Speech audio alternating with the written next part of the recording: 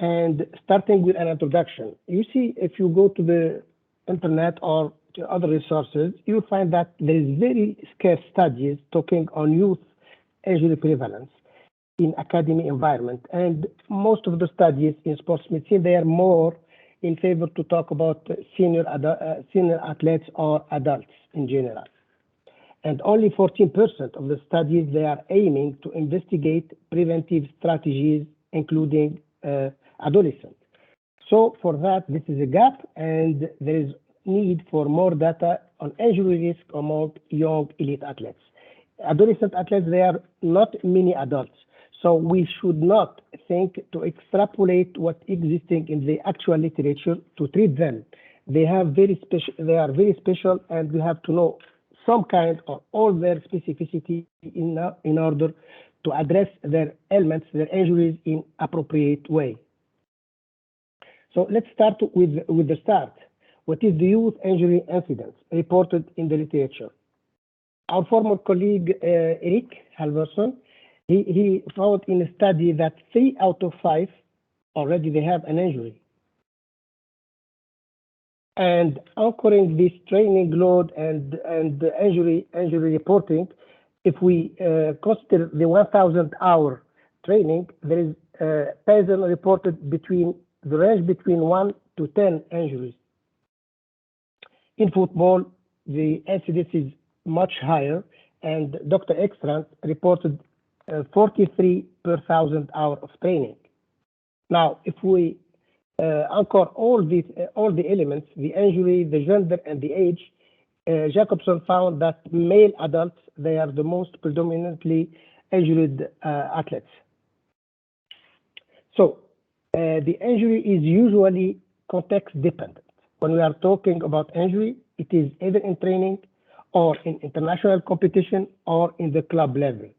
And the overuse injury, they were found to be prevalent during growth spurt. That's why when we are talking about adolescents, we should not forget the growth and maturation. This is a must journey for the adolescent, and a lot of turbulences, a lot of troubles that happen during that period. And anyone who is dealing with adolescent, he should be cognizant about growth and maturation. And inside the growth and maturation, the PHV is the salient feature of it. And we have to acknowledge also, and now there is mounting evidence, that large maturity variability. This is very important. If you see this picture, it is from European players under 15, and you see they are playing in the same team under 15, and the difference in height is 30 centimeters. If you see in the Middle East, you see here a game at Aspire Academy for under 14, and you see already the difference in height. And I'm sure most of you, they have seen this picture. For these two athletes, within 1 week of birthdays, and one of them is 6.3 years of age, and the second one is 12.1 years. This is a huge variability. We cannot just see it. We have to do a plan for it. We have to think about it. There is some consequences in managing the athletes in such condition. So, looking to the academies, the clubs, and some federations, they are always favoring the early mature because of quick fix, because of quick gain.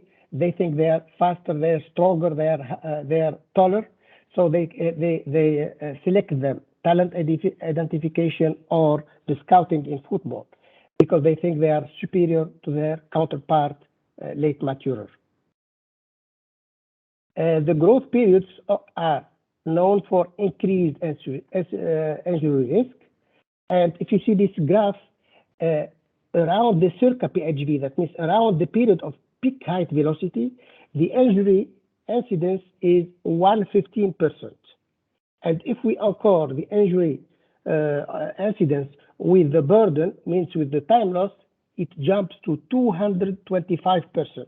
This is a huge number, and we should take care about these critical periods of growth and maturation. One of the plausible explanation of that, and it is not the only one, that bone and muscle, they are unmatched growth. as it is depicted in this ascending curve here. Now, it is known that chronological age is poor maturity indicator. We have seen the big variability between athletes. So if we are based on the passport, birth date, or the chronological age per se is not a maturity indicator.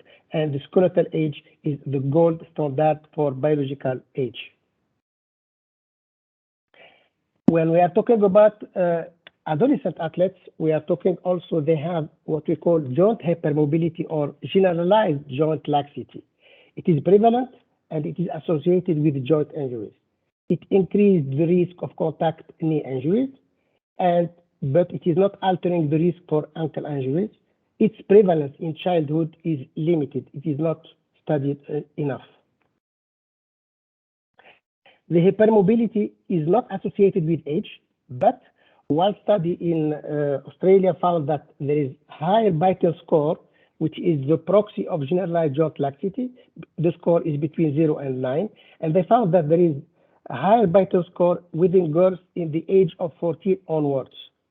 Here in Aspire Academy, we find the different trends, and you will see in the next slides. And these differences, it's may pertain to hormonal changes and the puberty affecting joint mobility. When we talk about adolescent also, training load, not only for adolescents, for all categories of athletes, but mainly for adolescents because of its immature type. So training load, we are all healthcare professionals, we are aiming, and SNC coaches, we are aiming for an optimal loading. But the problem, what is the optimal loading? And it was found that training volumes increase multiple sport overuse risk, and load per se is an injury predictor. And there is, with the overuse injury that are coming from disbalanced training load, there is an overuse injury which lead to retirement. So load monitoring was found to limit the adolescent injuries. This is one study which was conducted at Aspire Academy by one of our colleagues in squash squad. Talking about training load, we have to talk about biomechanical load. Biomechanical load is very overlooked. We will see later on that when we are talking about the wearables for the athlete, the GPS we are using, they are mainly talking something about generic. They don't go specifically for specific structures. We are not capturing the muscle load. We are not capturing the tendon load. We are not capturing what is the load on the joints. But we have an overview of the load. So this is another element that we should take into consideration when we are planning or thinking about training load in adolescents. It was also found that safe training level have positive effects and injury-free. The IOC recommends the use of acute chronic work load ratio to monitor injury risk. This here also debatable, and we will see how can we use it and how viable it is. So the load quantification in adolescent athletes should be taken into consideration. All these studies now are meant to deal with the adolescent athlete, and we'll go through one by one. So before that, when we are using our injury reporting system, our injury surveillance system, first of all, we have to agree on what type of injury recording we are doing. There is multiple definitions for that. The first one is time loss injury. There is medical attention injury and any physical complaint injury. So for me, I used, or for us, we use any physical complaint injury is an injury sustained by an athlete that results from training or competition, irrespective of the need for medical attention or time loss from activities. Why we choose this definition? Because it is the broadest one, and because we can capture the maximum of injuries that could be hidden or insidious onset, and at the end they will be converted into real ones and lead to, for example, even to retirement, as we have said in the introduction. We have to take care a lot which injury definition should we use during the recording and in our injury surveillance systems. So our population at Aspire Academy, you see here they are male adolescent athletes crossing these critical periods of peak height velocity. The majority of them, they are between the age of 10 to 18. Our studies, majority of our studies, they're prospective cohort studies. But here I have to say one thing, that I worked on mixed sports samples. I didn't work on football only, while there is one study on football, but the others, they are about different samples.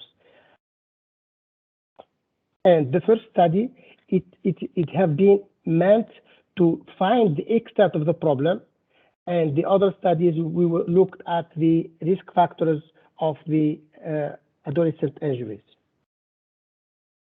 To do that in easy way, we have the Van Mechelen system of injury prevention, or sequence of injury prevention, and he preconized that the first thing we have to establish the extent of the problem, then we have to establish the etiology of the problem, then plan a preventive plan, then go back to square one, assess what we have done, and again see the extension of the problem and go the other round. So starting with the extent of the problem, we investigated 166 athletes and we follow them for 5 years.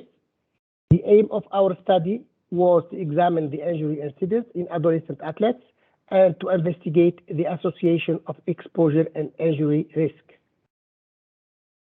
Our results were published and we found a striking, compelling overuse injury incidence in that groups. Our results found that growth conditions, they are 1 in 5, and the time loss injury, they are 87%. The acute time loss injury, they are 43%. The overuse time loss injury, they are 44%. So the overuse injury is more than 50%. Imagine that you don't use the all complete the injury definition. That means you miss more than half of the injury reporting or the found injury of your athletes. So if you go by anatomical side, we find that the ankle is 22%, the knee is 30%, the hip is 10%, shoulder is 16%. We found also that 30% are muscle and tendon, 21% is osteochondrosis, acute injuries, they interested foot and ankle, the overuse injury for the knee. And going by sports now, we see that the squash is more with relative risk compared to table tennis with only 1.04 risk. And the training exposure led to overuse injury with 1.03 relative risk. Now, discussing our results, we found that injury definition and injury rate, they are correlated, and the injury rates, they are underreported if only we reported the time loss or medical attention. And we knew now that the overuse injury, they resulted from cumulative trauma and repetitive insults and stress. This could be an avenue for prevention. And the overuse injury occur when no adequate time provided for injured area of the body to heal properly. We don't give only the general recovery, but we give specifically to the injured area. And this is also for the training load and training exposure. But there is the elephant in the room, as I presented in my introduction, that there is biomechanical maladaptation, but there is an observed internal loading.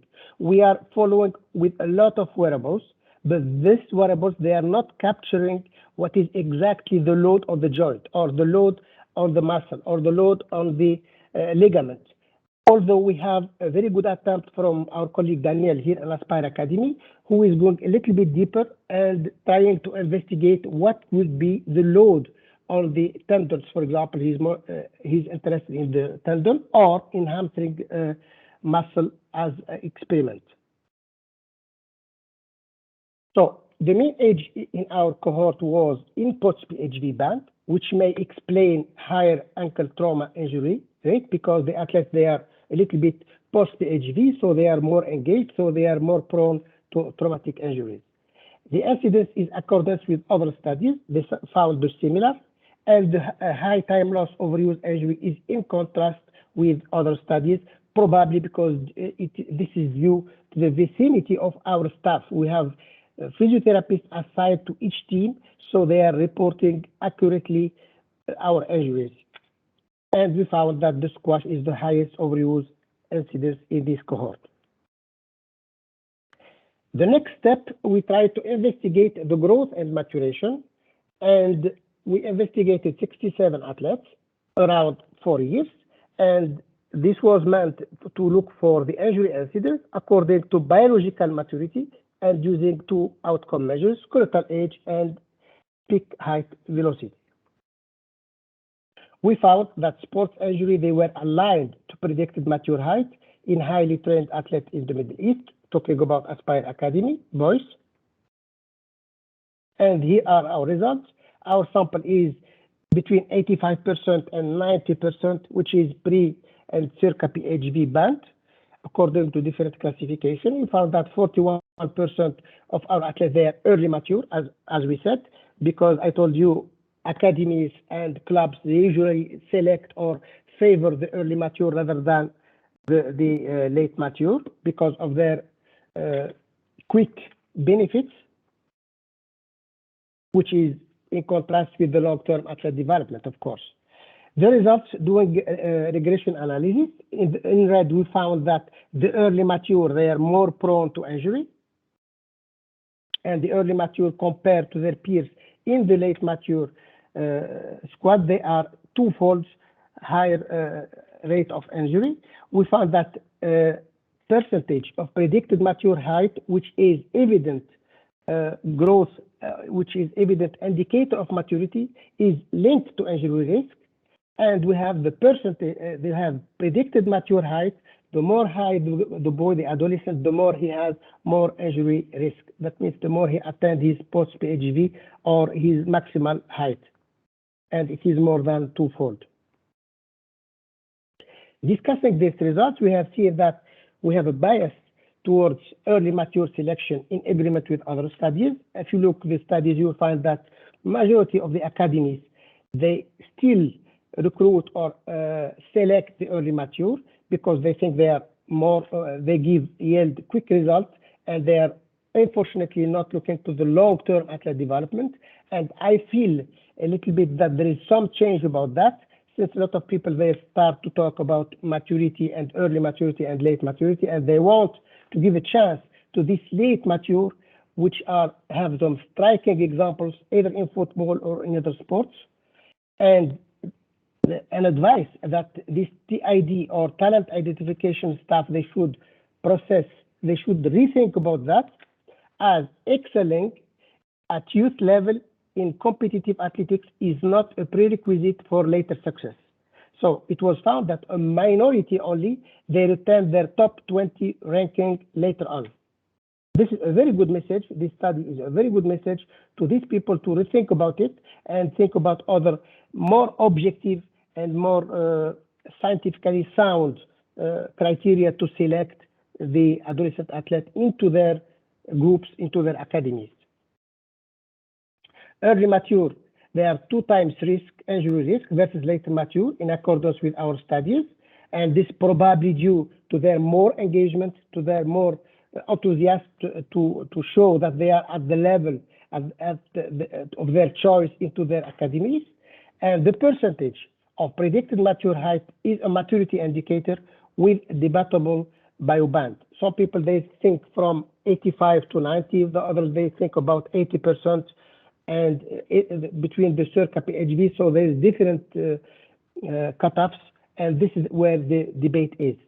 Pre-circa PHB bioband with application on training, pattern, and injury characteristics. It was found that, for example, the circa PHB, there is specific injuries, and post-PHB, there is other specific injuries, and here is this area of circa PHB, pre-PHB, and post-PHB is not really tapped very well scientifically to find, mainly, I mean, from the medical side, so what to do in this period, what type of injuries we have, and what type of intervention we can have. If we can fine-tune these periods, then we can improve a lot. We can bring an added value for the scientific committee and for healthcare providers for them to make things easy and to go for the prevention as accurate as possible. Now, furthering with growth and maturation, we followed the same 67 athletes for the same period. And here we want to describe the type and severity of injuries sustained by young athletes. What we found here that the late mature, they are more prone to osteochondrosis compared to the other athletes. These results, they were in line with some other studies, mainly in track and field, and they are also in line with one study of Vandersloot that late mature status as an overuse risk of injury for late mature. The early mature and the normal mature, they have higher hematoma contusion because of their expected way of aggressive play and risk taking and they are more engaged as expected from them. So here, the advice to the coaching and sports science staff, please don't think that one size fits all for adolescent athletes, and biobanding for personalized training and prevention could be a good way to be beneficial for performance and for injury prevention. The same for sports medicine. We have to implement monitoring in pre-circa PHV for the growth condition, as we have said that during some specific period there is specific type of injury. Now, talking about adolescent, as I said, there is what we call generalized joint laxity and its proxy Beighton score. The Beighton score is between 0 and 9. Here we examined all the athletes at that period, and they are 226 for one season to evaluate the relationship between generalized joint laxity and injury risk among young athletes. So using the cutoff for Beighton score, the main issue debate is the cutoff.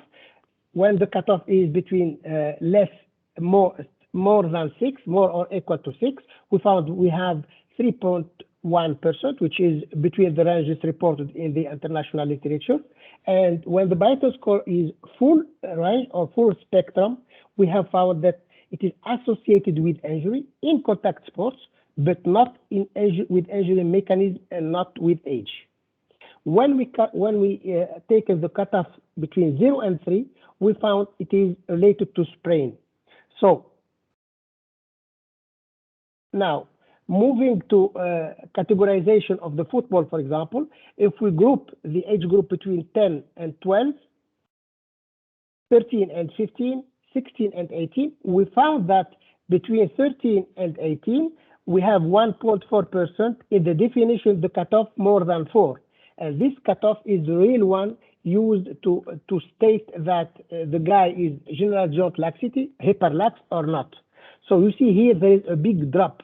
And remember that we found the study from Australia, they found that at this age group, in the 14 years for the girls, it is increasing. So here we have a trend of decreasing. This is for football group, which are 100 athletes, and it is significantly significant. This number is significant. Now, if we go to whole group, which is 226, we found the same trend.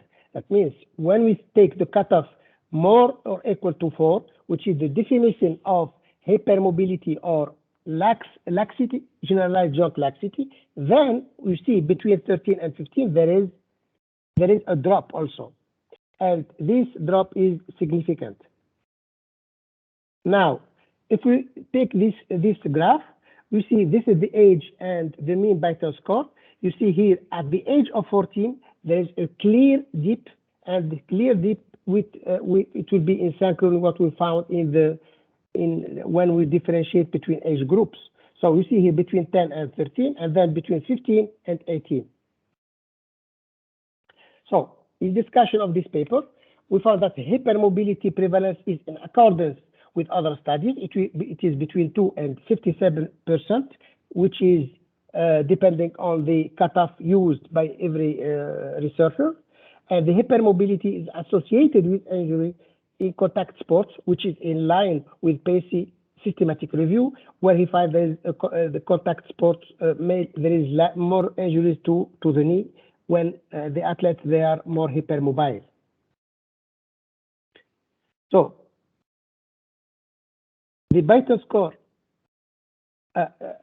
So generalized joint laxity or hypermobility was found to be protective from joint sprain, and this is conflicting with Pacey study because Pacey studied this for mainly for the knee, and here we found that it has some protective effect from joint sprain, and we found that Beighton score is not associated with age, but only in circumpubertal age at the age of 14, either for girls or for boys. For girls, according to the study of Think, they found that it is increasing, and in our cohort we found that it is decreasing, and it is consistent and significant also. So this difference might pertain to hormonal changes and puberty affecting joint mobility. And of course, it has a very good implications if it turns out that Beighton score may be a maturity indicator. This requires further studies, and if we find it, it will be a very, very good finding, because like this, for people who have scarce staff and they don't have enough resources and they cannot go for longitudinal follow-up, etc., which is required to find the peak height velocity, then they can require to this easy and practical way to find that these people, they're crossing their maturity journey, and then they can detect them as early as possible without a lot of either human resource or other resources.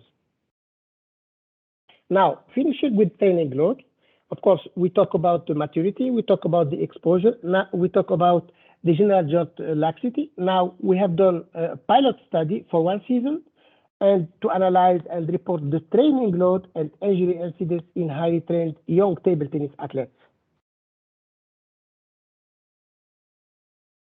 What we found that the incidence is per 1,000 hours is 8.3, which is a little bit higher compared to the others, probably of the focus of reporting of this group. The time loss, it is 4.4, also it's a little bit high. And the maximum of injury they occur during the first quarter of the year. The prevalence is 24%, 1 in 4 of cross-correlated conditions. Overuse is 56%, more than the average we found for all the teams. And surprisingly, we found that the acute chronic workload ratio is between 1.3 and 2. So following the international literature, we know that Team Gabet found the sweet spot is between 0.8 and 1.3. Here we found a little bit totally the opposite. We found it is between 1.3 and 2. These results, they were discussed in the literature, and they found that acute chronic workload ratio is vary by sport and individuals. We should not take these numbers from Team Gabet that they should be applied for everything, for football, for other sports, for other team sports or individual sports. But we have to individualize them. We have to individualize by sports needs and sports requirements and individual sports. And we should specify which way we have to capture the training load. Is it by, we have to increase the sample size, we have to refer better to session RPE, or to other ways to capture more the structure that they were involved in the training load. Now, we have gone through all these elements of injury risk. Now it is time to decipher who is this athlete at Aspire Academy more at risk of injury. And we find this guy. Not specifically Muaz, but another one similar with the same features. He's an early mature, he's taller, he has highly exposed to a training load, and if he's playing in contact sports, he has a gradient or incremental gradient of Beighton score. So what we have added to the international literature, what we say, maturation status might be an established intrinsic risk factors of highly trained adolescents. Early mature athletes, they are at high risk of injury. Adolescents maturing at later age are at risk of osteochondrosis. Healthcare providers working with adolescent athletes should be cognizant about critical period of growth and maturation, which influence injury rate in several sports. Pre-season screening for generalized joint laxity is recommended as a gradient of vital scoring and contact sport. Both influence the injury risk. Now we are aware that we should know all these kind of things, the injury risk for adolescents. What action can we do? How are the findings related to a conceptual framework? Our decision should be taken and grounded to the latest scientific knowledge, because now there is a mounting evidence, body of evidence about adolescents and how we should deal with them. For example, in Aspire Academy, we are very fortunate to have a multidisciplinary team, analysts, physiologists, biomechanists, SNC, coaches, all medical, and all these teams, they were working in synchrony. They're exchanging a lot of information, and we have to approach the athlete in a very multidisciplinary team.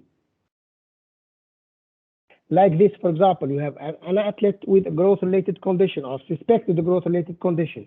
You have to take all the information from sports. What type of sports? Is it contact sports? It is individual sports? Is it athletics? If it is athletic, if he is athletics, what type, what event of athletics he is? What is his chronological age? But not only that, what is his biological age? What is his PHV? What is his functional capacity? And we don't be only limited to anatomical diagnosis.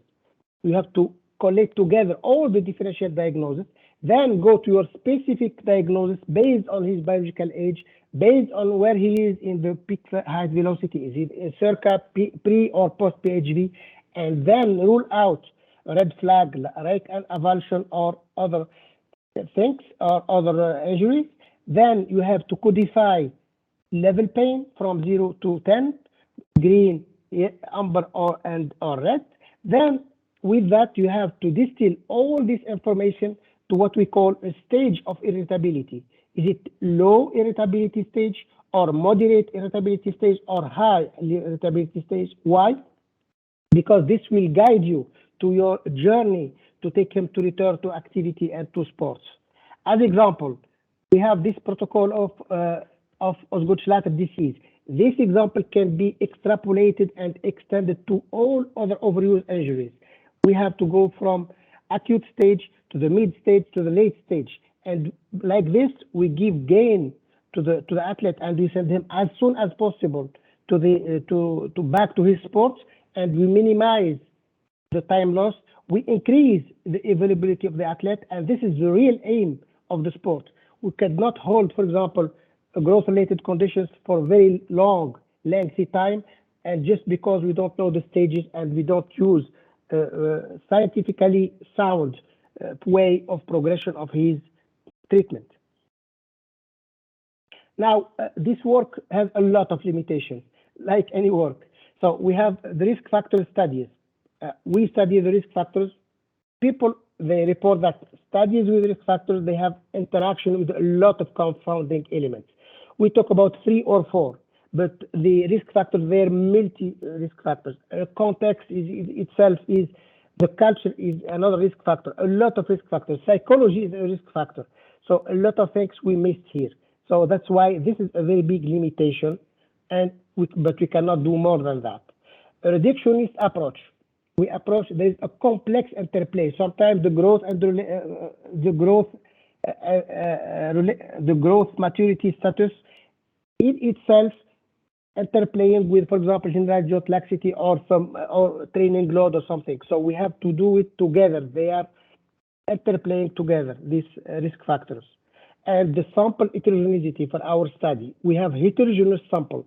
We don't have, for example, either football or athletics. And athletics, we have subgrouping of athletics.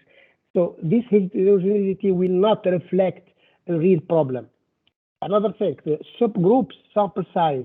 When we are dividing your athletes between early mature and late mature, we'll find at the end very small number here and very small number here. These small numbers, they will not give you the real power of the study. They give like attrition of your study. And we didn't highlight the injury pattern in track and field athletes, because track and field, there's a different events. We didn't talk too much about that. So this is another limitation. So what is next? What could be thinking less as healthcare providers in adolescent academy? We have to link the injury to percentage of predicted mature height. This is now established and predictor of maturity. And we have to experience training with biobanded for biological age. It is already in work. Of course, the plan is in its infancy in Europe, but it is expanding more and more, and people are recognizing more that biobanding could be a good, not all, but in some either in training, in some specific training or in medical. So we have to experience this and do a study about it. Is it really reducing the injury? Is it really improving the availability or not? This is a question where we can think about. Generalized joint laxity and adolescent age in the group between 13 and 15. I think it is very good to restudy this for a longer period of time and with a standardized study. This could be really a very good element where we can find a very cheap research that help us to find who is crossing the maturity status and who is not. Then specific acute chronic work ratio for specific sports. We should not think as a whole. We should go specifically sport by sport and sometimes individual to see the acute chronic work ratio. And like this, we are approaching more and more the real burden of the athlete. Psychological profiling is a very important element. You know, psychology is included in all our aspects of life. So it will be mainly for the adolescent age and this period. It is very critical. It is very critical from the body side, and it is very critical also from the mind side. So study psychological profiling and injury pattern is a very good field that should be tapped in the future. And to solve the problem of risk factors, not only for me, but for everyone, risk factor importance, we have to think about machine learning modeling. Machine learning modeling now is the promising thing that could solve all problems. And what is good in that, the beauty of machine learning, that it gives you a weight for every element, for every risk that is intervening to create or to be converted into an injury, and give you the real weight of that. And like that, you can plan very well, carefully, your way to prevent your athletes from injury. With that, I finish and I present you this picture of Aspire Academy. I am really very proud to work with this good people, and thank you very much.